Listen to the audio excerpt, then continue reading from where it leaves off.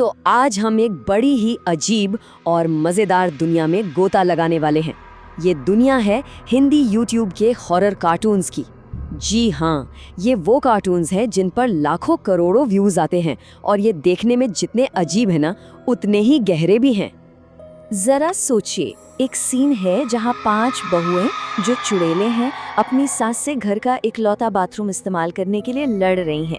Bathroom के बाहर लंबी लाइन लगी है और प्रेशर बनाने के लिए गाने गाए जा रहे हैं। सुनने में ये भले ही मजाकिया लगे, पर असल में ये एक बहुत ही दिलचस्प पहेली की शुरुआत है।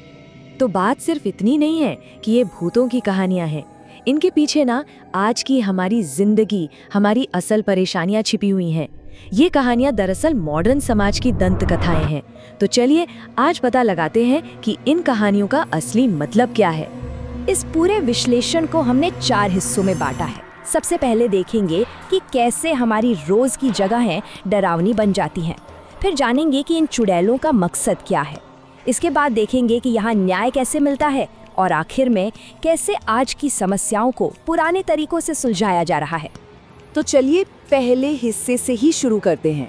देखिए, इन कहानियों की सबसे अनोखी बात यह है कि ये भूत प्रेत किसी पुरानी हवेली या वीरान जंगल में नहीं मिलते।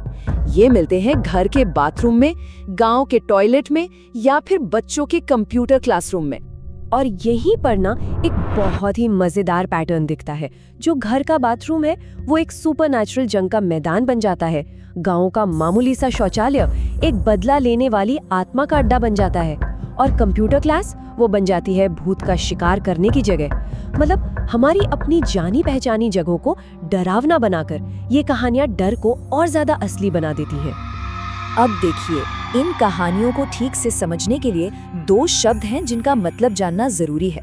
पहला है चुड़ैल, जो एक तरह की आत्मा होती है, और दूसरा है सास बहू का रिश्ता, जो अक्सर इन कहानियों में तनाव और झगड़े की जड़ होता है। ठीक वैसे ही जैसे बाथरूम वाली कहानी में हमने देखा। अब आते हैं अपने दूसरे खंड पर। ये जो आत्माएं या चुड़ैलें हैं, ये बस यूं ही किसी को नहीं डराती। नहीं, इनमें से ज्यादातर के पास डराने की एक ठोस वजह होती है। वो असल में उन लोगों से बदला लेने आती हैं जिन्होंने उनके साथ कुछ बहुत गलत किया था। एक तरह से कहें तो ये सुपरनैचुरल सोशल जस्टिस वॉरियर्स हैं। मिसाल के तौर पर रागिनी की कहानी को ही लेते हैं। वो गांव के शौचालय में रहने वाली चुड़ैल है। क्यों? क्योंकि वो एक सफाई कर्मचारी थी। लोग उसे उसके काम की वजह से घिनौना समझते थे और एक दिन उसे मारकर वहीं दफना दिया गया। अब उसका भूत सबसे साफ सफाई और इज्जत की मांग करता है। और फिर एक कहानी है मोहिनी की।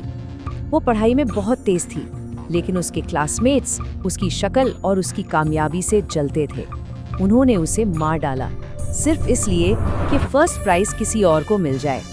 अब मोहिनी का भूत उन सब लोगों से बदला लेता है जो दूसरों को नीचा दिखाते हैं। तो एक तरह से देखें तो एक साफ पैटर्न नजर आता है। इन आत्माओं की शिकायतें क्या हैं? सामाजिक भेदभाव, बदमाशी, नाइंसाफी। ये सब चीजें उन्हें बदला लेने पर मजबूर करती हैं। उनका डर असल में इंसाफ के लिए एक चीख है। तो सवाल ये उठता है कि जब भूत प्रेत का आतंक बहुत ज्यादा बढ़ जाता है, तब क्या होता है? कौन सुलझाता है इन मामलों को? इन कहानियों में भी प्रॉब्लम सॉल्विंग का एक अपना तरीका है जो हमारी पुरानी लोक कथाओं से ही निकला है।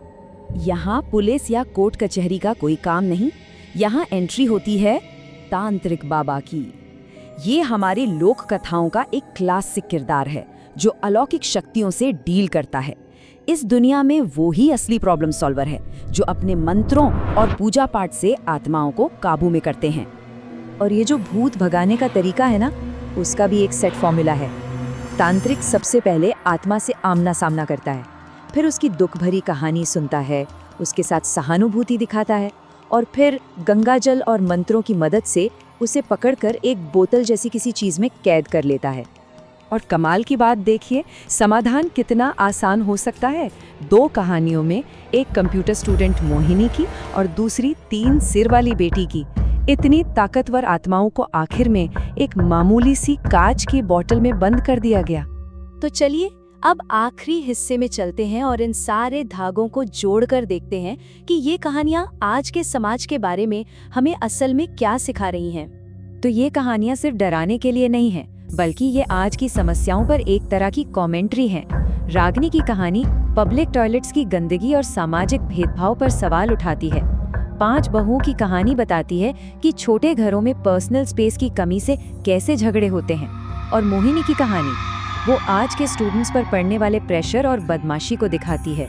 मतलब निचोड़ ये है कि ये कहानियाँ भूतों और चुड़ैलों का इस्तेमाल एक भाषा की तरह करती हैं, जिसके जरिए वो हमारी आज की चिंताओं के बारे में बात करती हैं, चाहे वो साथ रहने की दिक्कतें हों, सोशल स्टेटस हों या फिर इंसाफ की तलाश। और ये सब हमें एक बहुत बड़े सवाल पे लाके छोड़ देता है। अगर भूत की कहानियां हमेशा से समाज की गहरी चिंताओं का आईना रही हैं, तो आज की डिजिटल दुनिया में वायरल होती ये कहानियां हमारे अपने डर, हमारी अपनी चिंताओं और हमारे समाज के बारे में क्या कह रही हैं, ये सोचने वाली बात है।